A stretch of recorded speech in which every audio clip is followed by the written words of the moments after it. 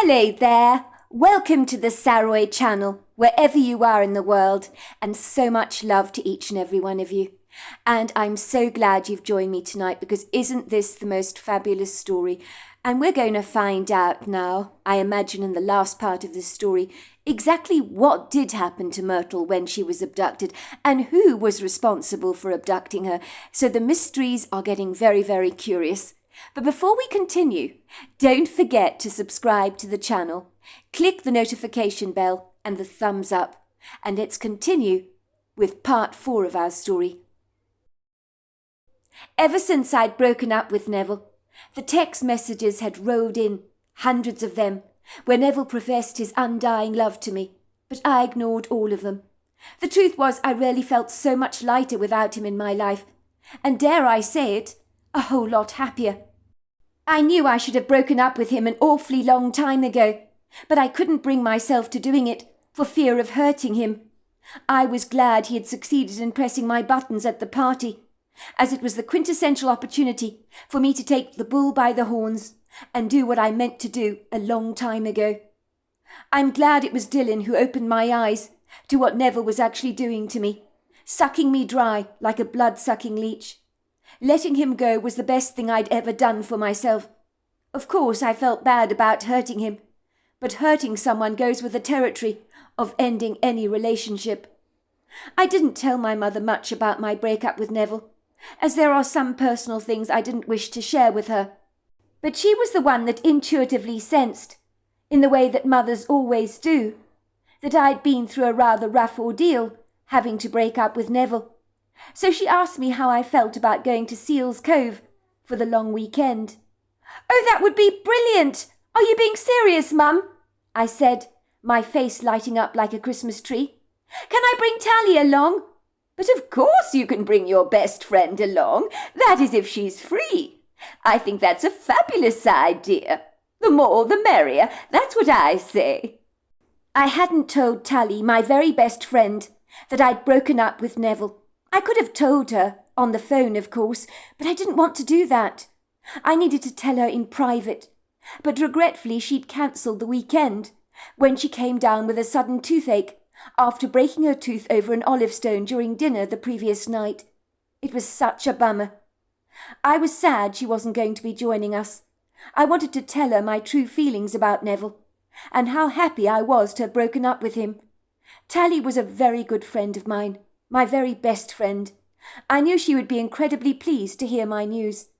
She was one of the few people in my year that genuinely did not like Neville. All the other girls in my year thought that the sun shone out of Neville's backside. The trouble was they didn't know what he was really like behind closed doors, and I did. "What's wrong with him?" I'd asked her at the time, when Neville and I had started going out. Tally had shrugged her shoulders rather nonchalantly and pulled her face. "I don't know. It's more a feeling I have about him," she said. "He strikes me as being rather slippery. That's all. And I just don't think he can be trusted.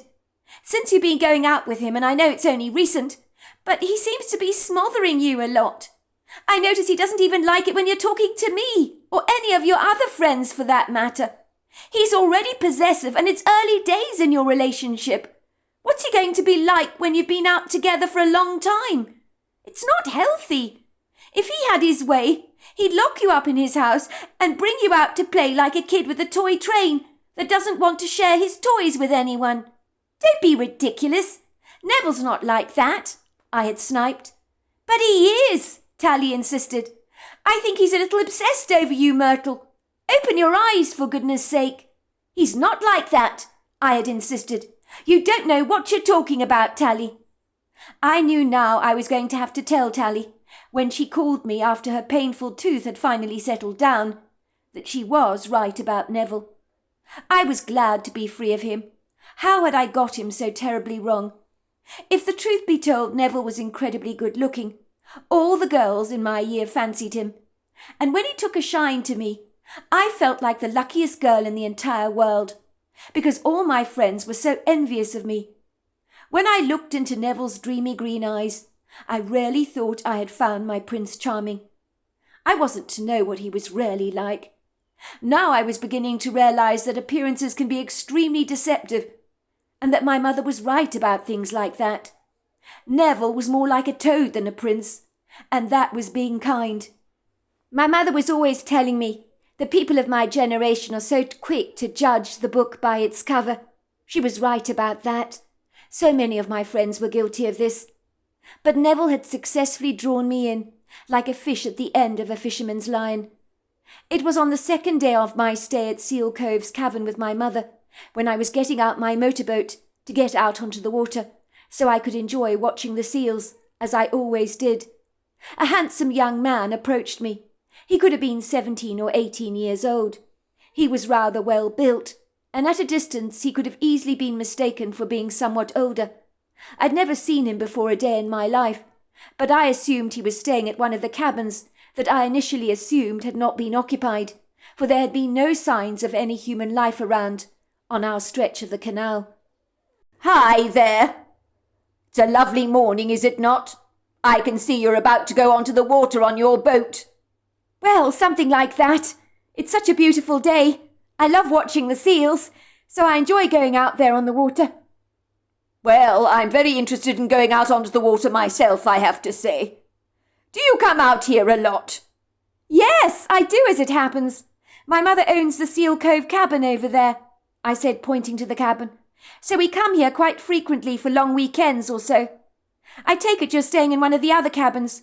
Which one are you staying in, the Sea Urchin or the Tidal Wave?" The young man nodded after I said Tidal Wave, so I automatically assumed that that was the cabin he was probably staying in. "Very glad that you know this place so well, because I was looking for some help. I need to find my bearings here, and I'm a tad confused, I have to admit." "You do look a little lost," I chuckled. "Is it that obvious?" "Well, strangers can stick out here rather like a sore thumb, if you know what I mean. Is there anything I can help you with? I can tell you where you can get the best oysters, and a good hamburger place if that helps. Depends on what you want to know, I guess, but I know quite a lot about this part of the world." "No, I was thinking more of doing a spot of crabbing myself. Do you know the best place to catch crabs around here?" "Well, personally, I find the water over there, to the right of that rocky outcrop. Well, that's an excellent place to get crabs. One time I got a ton of them, but I always let them loose. I can't ever bring myself to eating them." "You let them loose?" said the young man, looking rather taken aback. "But why would you want to do a thing like that? Do you realise how delicious crabs actually are to eat?" "I'm afraid I'm a bit soppy when it comes to sea creatures. I also particularly love octopuses. I once saw a fisherman trying to spear an octopus. The octopus was fighting to escape the spear. It was wiggling around desperately. My heart broke for the poor thing. You see, those things are incredibly intelligent. People don't realise how bright they are. And I'm sorry, but I refuse to eat anything that intelligent. It just seems morally wrong as far as I'm concerned. Believe it or not, I actually paid the fisherman for the octopus. So I had the opportunity to set it free myself. Best decision I ever made. Honestly, I could sense the octopus was so relieved that I'd saved his life. It was such a good feeling. I felt so liberated doing that." "Are you mad, letting all that delicious food go? You're missing out on a great feast there. If you're not careful, you won't be able to eat anything because you'll feel so sorry for the food in question." "Well, there are lots of things I don't feel sorry for when it comes to food. I don't feel sorry for mussels and oysters. I can eat those liberally because they're not terribly bright. I kind of like crabs and octopus. I feel sentimental towards them. So that's why I can't eat them. But it's not as if I'm a vegan or even a vegetarian. You know, I do eat fish occasionally." "Well, I suppose there's a first time for everything. What the hell?" said the young man, looking over his shoulders. "Did you hear that crashing sound over there on the rocks? What on earth is that?" "It's the seagulls," I giggled. "They throw the mussels onto the rocks to break them open. It's so lovely to watch. I could watch them all day if given a chance. They're very clever birds. You have no idea how many times a seagull has snatched a sandwich from my hand. The first time it happened, I was as mad as hell, because I'd made a delicious peanut butter and jelly sandwich. The bird just snatched it away, I remember running after it and crying, "Give it back to me! Give it back to me!" I saw the seagull perching on a branch and scoffing the sandwich, and I swear he was laughing at me as if to say, "I got it first, so there you go." The young man let out a mock laugh. I observed a strange look in his eyes, which made me think he was debating something in his mind. Was he thinking of asking me out, and was too shy to do so or something? For a second we watched the birds masterfully break open the shells on the rocks by dropping them from a great height, and then plunging to the ground to gobble up their contents. What happened next had me totally unprepared. The young man reached out for me, grabbed me, and threw me over his shoulders. At first I thought this was some kind of humorous game on his part, and he was toying with me, so I began to giggle. I mean, he'd been ever so nice to me, hadn't he? Now in a complete 180, he was running with me on his back, and then I had a profound sense that no, this was no game, and the man was trying to actually abduct me. So my giggling subsided. Are you kidding me? Moments before we'd been lackadaisically watching the seagulls together. We'd been laughing and enjoying a conversation, and I genuinely liked this young man. Now he was whisking me away, as if it was not crabs he wanted to catch after all, but a girl such as myself, for nefarious reasons, no doubt. Why did I get men so horribly wrong? Was I such a poor judge of character that I'd been unable to discern his unethical intent towards me? My mother told me later that I'd screamed, but I had no memory of that, as everything was such a blur, as if my whole world was spinning around me. I do remember kicking my legs and telling the young man to put me down. "Put me down! Put me down! Let me go! Let me go! Stop this! Stop this!" But he refused to do so. I realized I was no match for him, as I've never been particularly strong, and I was very light, especially for this young man, who was probably lifting weights much heavier than me on a regular basis. What could he possibly want with me, I wondered. "Please," I continued, "please put me down." My muted cries were not heard by him, or if they were, he simply ignored them. I could feel the young man's heavy breathing, and the fingers that held me down were becoming increasingly sweaty. I needed to get away from him. That was my only hope for survival. But how? I remember I'd watched a crime documentary once with my mother.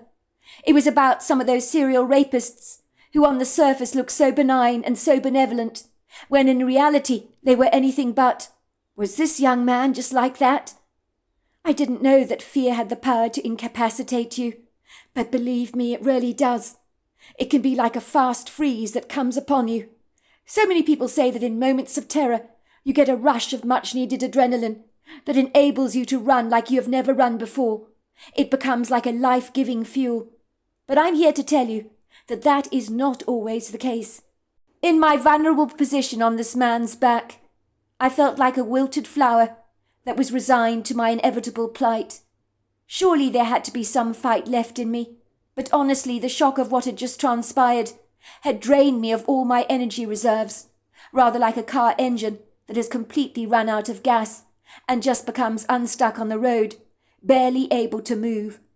I may have been 16 at the time, where the body is supposed to be robust and vigorously healthy, but in my case, I might as well have been an old, dilapidated, rusty car that was rotting away in someone's backyard, that was long since forgotten about, because I had run out of all my steam.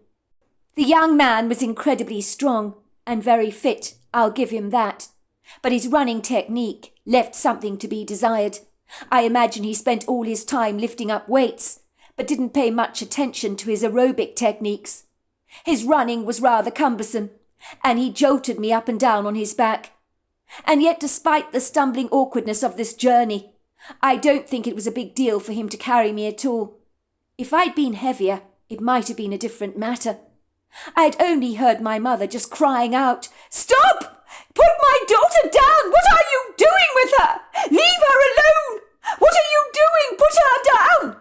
But she failed to catch up with us, as the man ran with me on his back as fast as he could through the woods. It was when we came to the sequestered dirt road at the edge of the woods. I saw the rather battered, worn-out red vehicle parked on the side of the road, that I knew at once must belong to the young man. And I knew he intended to take me away in his truck, for nefarious reasons. Of that I was certain. I knew I could not get into that vehicle under any circumstances. They always say that you should fight for your life and scream as loud as you possibly can before you get into a stranger's vehicle, because once you're in their car, your chances of surviving your abduction become pretty grim. The tragedy was I was in a quiet place, a lonely, forsaken dirt road, a wood grove abandoned of all people. No one would hear my cries or come to my rescue. The man hauled me on his shoulders, gripping my ankles tightly with his hands, and then he dumped me down onto the ground next to the trunk of his car, which he opened with one hand. He told me to climb in. In that second, with a sparkle of unbridled energy I didn't know I had, once my feet hit the ground, I wrestled the young man, kicking her with my arms and legs as he pulled me over to the trunk. At one point I remember I bit him on the arm after he seized me. He pulled away his arm and cried out in pain. I then hurriedly kicked him in the groin, and he doubled over, grunting to himself. In that second I seized the moment like a fresh gasp of air that had been deprived me. This was my quintessential opportunity to escape, and I grabbed it gladly with both hands. I found myself running away as fast as I possibly could from this man, while he began to give me chase. Well, so I thought at the time, because I could hear his painful grunts. I was like a hunted deer trying to escape the jaws of a hungry coyote. In my exhaustion, I tried to catch my breath, but it was flailing me. I felt as if my lungs were going to collapse and finally burst. That was if I didn't stop for a second to rest. I knew I would pass out and die if I wasn't careful. My heart was pounding so furiously fast in my chest, and I was sure I was going to peg out in any second. I hurriedly crawled behind some bushy ground cover, hoping that this hiding place would be good enough to conceal me. I was too exhausted to run a stitch more. I was so terrified the young man would finally find me, dragging me back to his car, and if he did, I didn't fancy my chances of overcoming him. That was when something so extraordinary happened, something so paradoxically bizarre, that I would have been forgiven for thinking that I had been suspended in an alternative reality. A great big hairy arm reached through the shrubbery and grabbed me from my hiding position. I was immersed among these thorny briars that were slicing my skin, tearing at my flesh rudely, drawing blood. I was lifted up out of these thorny briars to about 8 feet in the air. I found myself being flung onto a large, hairy, humongous-sized back, and this thing that began to carry me took off like a steam train, charging through the woods on powerful, very nimble legs. And compared to the young man's ungainly efforts to carry me over a distance, this creature, by contrast, moved so seamlessly, as if I weighed less than a feather, and carrying me was no hindrance at all. It would seem I'd been thrown from one terrifying situation straight into another, rather like a car having a head-on collision with a lorry, only to find around the next corner another lorry awaits him. The driver soon realizes he's not out of the woods yet, but veering straight into another disaster. By now I was in such a heightened state of fear, I had no clue what the hell was happening to me. It was as if my mind was suddenly made up of fluffy cotton wool balls. I just couldn't think straight. My thoughts were all over the place, like a jelly bean in a glass jar being rattled around furiously by a child, until the jelly bean itself begins to disintegrate. The powerful hairy creature holding me down had fingers the size of sausages, and smelt strongly of pine needles and earthy smells that you associate with the earth. I don't know if my abductor had seen the thing that had seized me, but had he done so, he would have invariably scuttled away like a frightened dung beetle, diving under a rock to take cover, because he would not have been any match for whatever it was that had chosen to abduct me. I don't think anyone has been abducted twice in one day, but it had happened to me. At one point the creature that had been carrying me squatted on her knees and helped me down from her shoulders, so I slid to the ground with my sneaker-covered feet touching a cold stone floor. I had no idea where I was. It looked to be a small cave among the rocks, The cave was dry and reasonably warm. The smooth rock face was covered in strange carvings, which I imagine might have been done by the creature herself, although I couldn't be sure about that.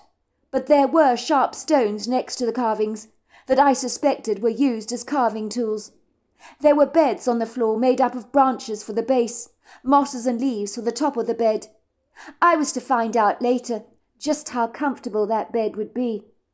I was too exhausted to run away at this point. My fear handicapped my ability to move. My whole body had become rigidly stiff and as unobliging as that of an old man. I found myself staring into the leathery grey but very human face of a Bigfoot. I began to shake and tremble like a half-set bowl of jello. "You've got to be kidding me," I thought to myself. "A Bigfoot? No way!" I was so utterly astonished that I did not scream. It was as if my tongue was tied. I had no idea that the gargantuan creature that carried me through the woods had been a Bigfoot. It hadn't even crossed my mind that that was the case. I had no idea that such idiosyncratic creatures actually existed here in North America, and seeing one up close and personal left me in no doubt that these things are definitely real. I guess everything that happened that day, from the moment I was abducted by the young man and then by the female Bigfoot, it was like something you'd see in a movie, but it was actually happening to me. It seemed that my predictably humdrum, rather ordinary day-to-day life, that I considered quite routine, had stepped up a notch or two and turned into something people would write stories about. Things like this didn't happen to ordinary people like me. There are no words in my vocabulary to describe the size of this Bigfoot, but I did realize at once she was female, and that was oddly comforting, as a female Bigfoot, I would hope, would be a lot less aggressive than her male counterpart. I could only hope and pray that she wasn't going to hurt me, but she didn't appear to have a predatory look on her. She looked more concerned than threatening. My heart was pounding vigorously in my chest, and was ticking away so fast I was surprised it remained beating. The female Bigfoot put a big hand on me to steady my jangled nerves, almost as if she sensed I was very disquieted, and was trying to calm me down. I guess to her I must have looked exactly like a pigeon that had been extracted from the cat's jaws. She patted my back.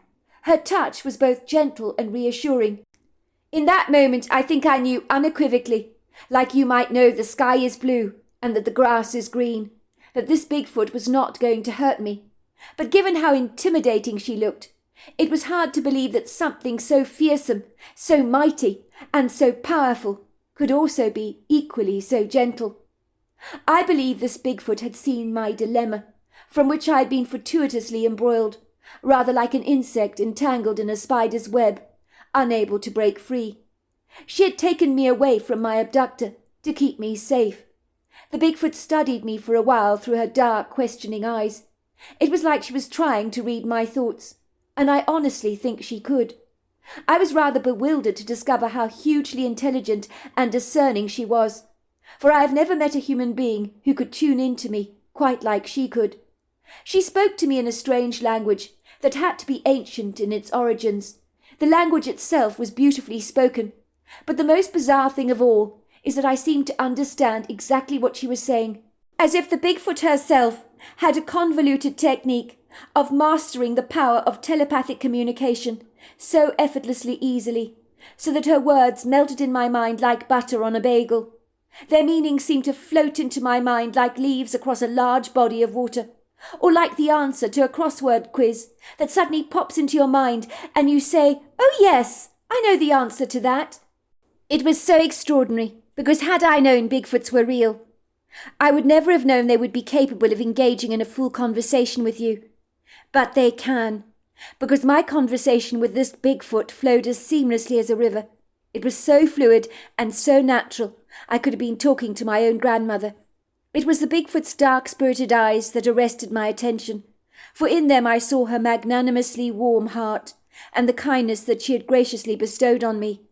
As when her words flowed fluidly out of her mouth, they were as soothing as an antiseptic cream you might rub on some grey skin. The creature spoke in such a way that the resonance and tone of her voice filled me with such a soothing calm that I could feel my eyelids suddenly growing heavy, almost as if someone is hypnotizing you and says, sleep. They click their fingers, and then in a flash you just drift off to La La Land and don't even know anything about it. I was so tired.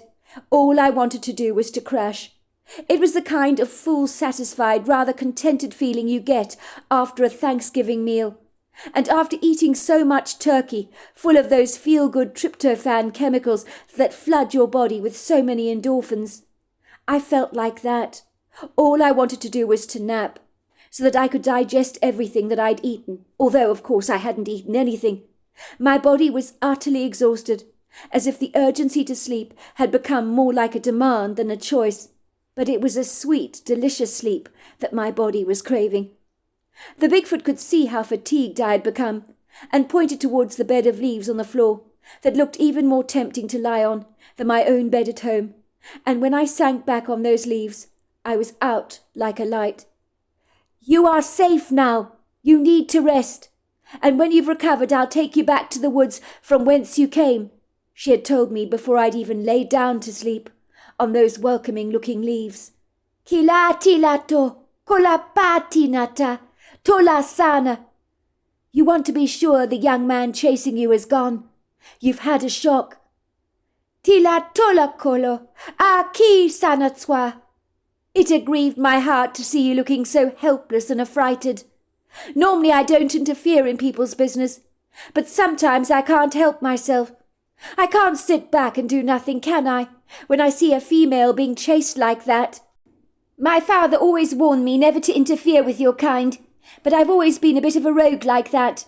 I don't always do what I'm told, nor do I always listen. My dad thinks your kind are more trouble than they're worth.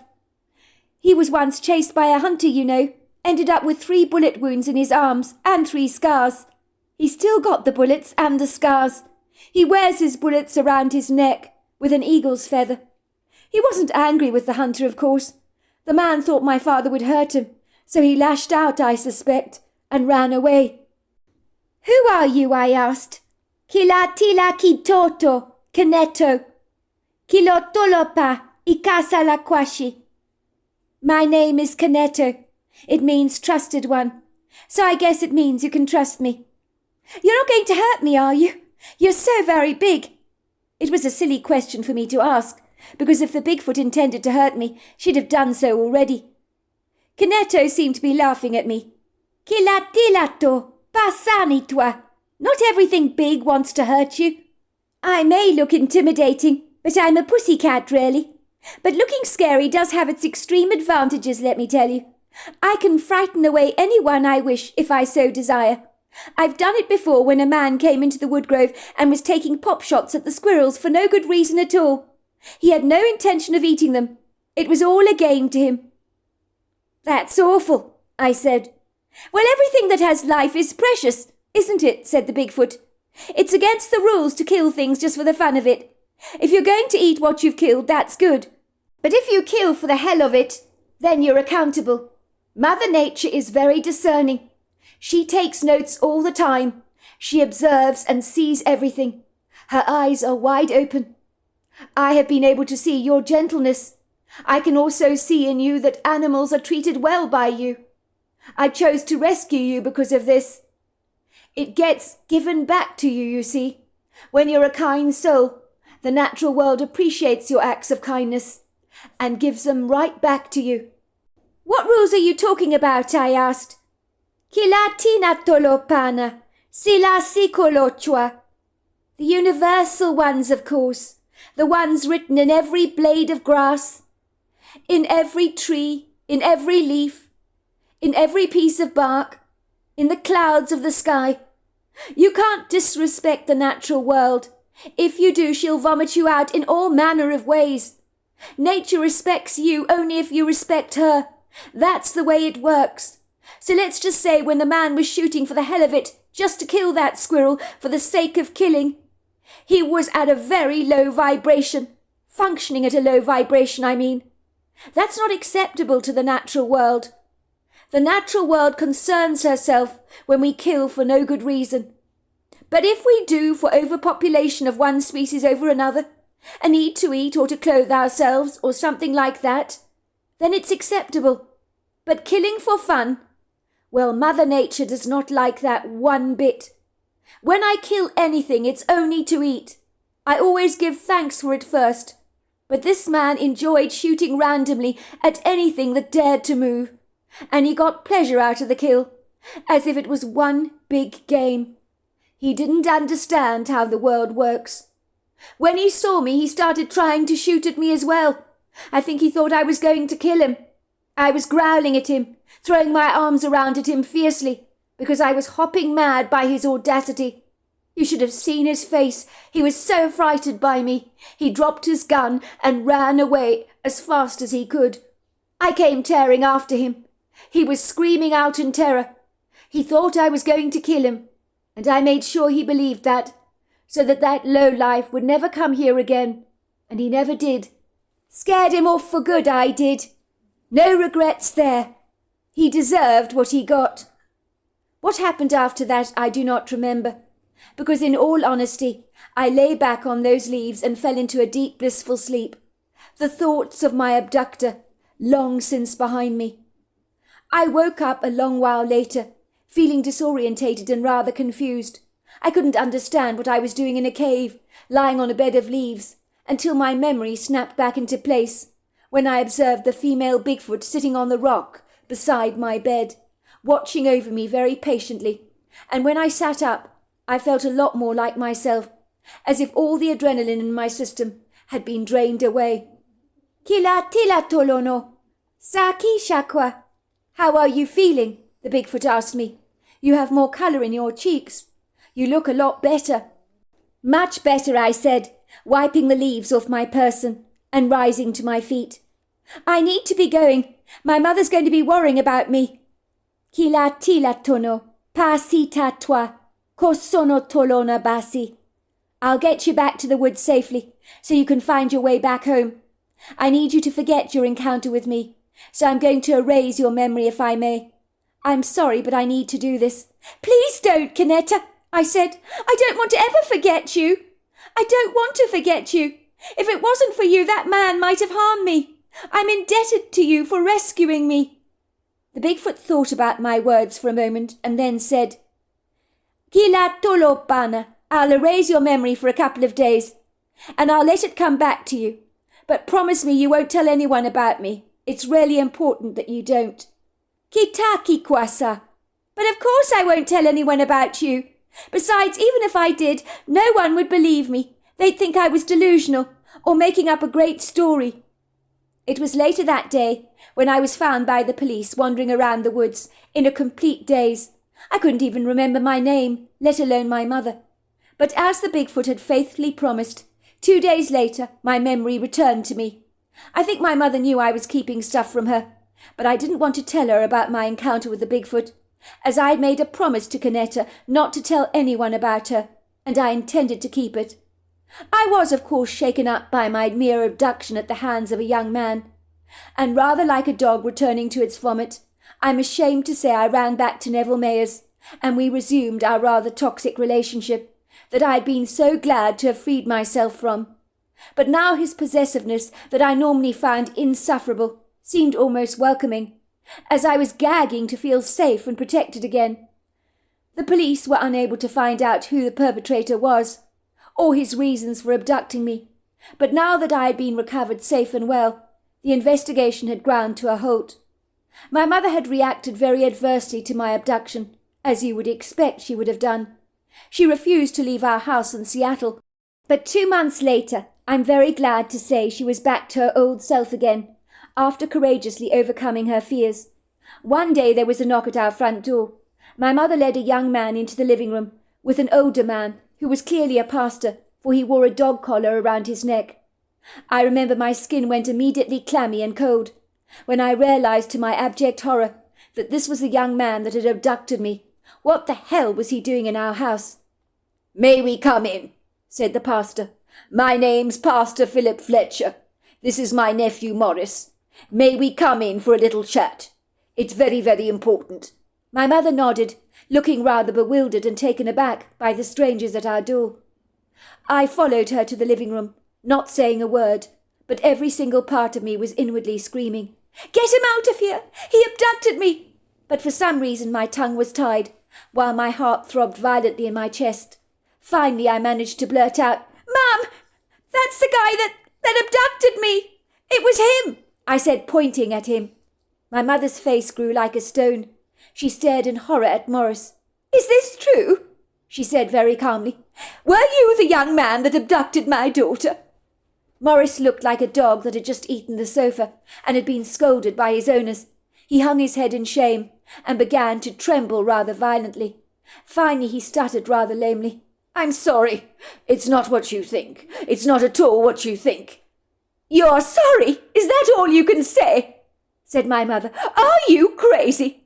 You ran off with my daughter, and when you did that, my whole world fell apart. I thought my girl was a goner. Do you know what it's like to wonder if your daughter is lying dead in a ditch somewhere, with her neck slit, after having been raped and violently murdered? Those 8 hours of my life, when my daughter went missing, were the most agonizing hours. Every second that went by, it was a lifetime to me. I was a tormented soul that is still recovering from the aftershocks of that harrowing experience.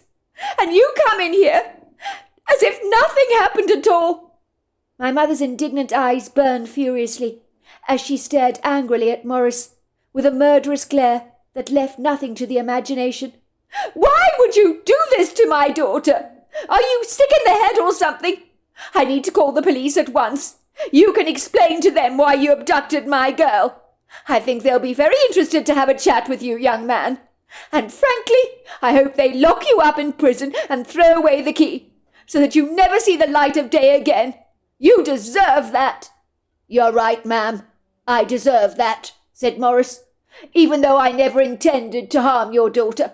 I shouldn't have grabbed her the way I did. I caused her quite a scare, and I didn't mean to do that. Well, I did, but I didn't. Too right, you! Oh, I don't know what to say. I can't believe you've had the audacity to come into my house like this. Who do you think you are? How dare you abduct my daughter? Calm down, ma'am. There is no point in getting overexcited over this, said the pastor. I know you're angry, and rightly so. Any mother in your predicament would feel exactly the same way. But before you go to the policeman, I urge you to hear my nephew out. Not only does he want to apologize to your daughter for what happened on that day, but he wants to explain himself so you fully understand why he did what he did. Not that he has any excuse for his bad behavior. He feels great remorse and regret that he abducted your daughter. It was not something he willingly wanted to do, and he did not do it with an easy heart. I can assure you I have known my nephew Morris all my life. He is one of the kindest, most gentle souls you could ever hope to meet. Why he agreed to go through with this crazy plan, God only knows. But I guess he felt extremely beholden to his good friend. Sometimes teenagers don't always think straight. After the event, he was in such turmoil and such distress he came to see me, in quite the state, asking me for forgiveness, which I cannot give. Only God can do that.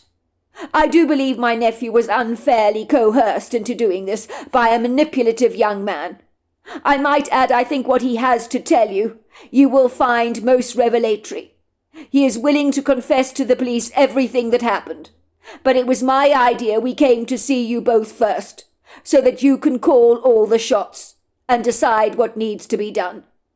My nephew is grievously upset about having grabbed your daughter in the way he did. But it is not what you think. And right now, ma'am, you would be well advised to listen to Morris's story. But once you have heard him out, feel free to press charges if you so wish. Fair enough, said my mother. We'll hear your nephew out. But in my book there are no excuses that can forgive his outrageous behaviour. I'm sorry, but there are none. It was then that Morris began to tell us his story, about how my boyfriend Neville had saved his life when he was 10 years old, how Neville had called in a favour from him. He had asked Morris to abduct me, but then let me escape thinking I had outsmarted him. The whole idea was to make me so affrighted, so desperately insecure in my own life. I would go running back to my ex-boyfriend for cover, which ironically is exactly what I'd done. It had been my boyfriend Neville that had orchestrated this awful, insidious plan, and Morris had just been a pawn to him that he had exploited, manipulated and used to do his bidding. The long and the short of this rather baffling story is that I forgave Morris at once, as did my mother. It was the right thing to do.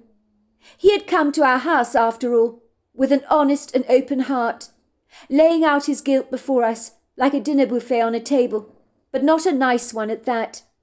Indeed, his guilt and shame had been so profound, he had sought out the seasoned advice of his sagacious uncle, who was a man of the cloth, and was ready to confess to his part that he had played in this atrocious scandal. He assured me passionately that he would never have hurt a hair on my head, and had only gone through with this nonsensical plan because Neville had laid on the pressure thickly, and he'd been unable to refuse his friend. He had agreed to make me believe that he was a nasty predator, and that my life had been in perilous danger. I was to understand that Neville had been pleased that the plan had gone so swimmingly. He'd said to Morris, "Well done, bro. I told you you could do it. You saved my life like I saved yours all those years ago. I've got my girl back. She realizes now how much she needs me. She's finally woken up, I'm glad to say." I absolutely believed Morris's account, 1000%. He was remorseful, chastened, shamefaced and contrite. I know firsthand what a masterful manipulator and cunningly persuasive puppet master Neville can actually be. It only served to highlight that my boyfriend would literally go to the ends of the earth and back to get exactly what he wanted, to meet his Machiavellian end, and to get me ensnared in a relationship with him. But now he had failed catastrophically. As far as I was concerned, there was absolutely no point in going to the police about any of this. Furthermore, I didn't want them involved. I could see that Morris had suffered enough from the burden of the guilt he'd been carrying around. Furthermore, he was quite happy to confess his part in this duplicitous scheme to the police, but I told him that it would not be necessary. All was forgiven and forgotten. How could I possibly hold a grudge against someone who had meant me no harm, but was only carrying out my boyfriend's guileful wishes because he felt indebted to do so, and I could understand that. He looked rather stupefied when I told him that I wasn't going to the police, and that I fully accepted his apology for what he'd done. "But don't you want to go to the police, after what I did? You would be in your right to do so. I wouldn't blame you if you did." "This isn't your fault, Morris. You were manipulated by Neville. You were a pawn in his game. I know exactly what he's like. In truth, he's the perpetrator here." "My thoughts exactly," said the pastor. "I told my nephew that he needed to come clean with you, and it was the best thing he did." "It's a load off my chest," admitted Morris. "I can't believe I was such an idiot to agree to this." "We all do things we regret, son," said the pastor, slapping his nephew on the back. Morris told us he'd heard a female voice in his head telling him to get away from me and to leave me well alone, so he had run back to his car riddled with guilt, wishing to God that he hadn't agreed to do any of this for Neville. "I've never believed in guardian angels," he joked, "but yours literally spoke to me in my head, telling me to get the hell away." "No," I thought, "you don't know the half of it. The voice you heard in your head did not belong to an angel. It belonged to the female Bigfoot. But in a way you can describe her as an angel, I suppose. Looking back, I have no regrets that I never went to the police. Morris was a good person who agreed to do something rather foolish, but he did me a big favour. He showed me what a buffoon Neville was. I contacted Neville and told him I never wanted to see him again, and that I knew exactly what he'd done, and if he came near me again, I would call the police and file a restraining order against him. Thankfully, I never did see him again. Looking back on that experience, I have absolutely no regrets, as meeting Kanita that day was an encounter that would never have touched my life if I had not been flung into such a set of very bizarre circumstances that has made me view the world through a very different lens. So there you are. That's my story. Wow, what an incredible story. So much fun it was. Delightful in every way. Until next time, goodbye and good night.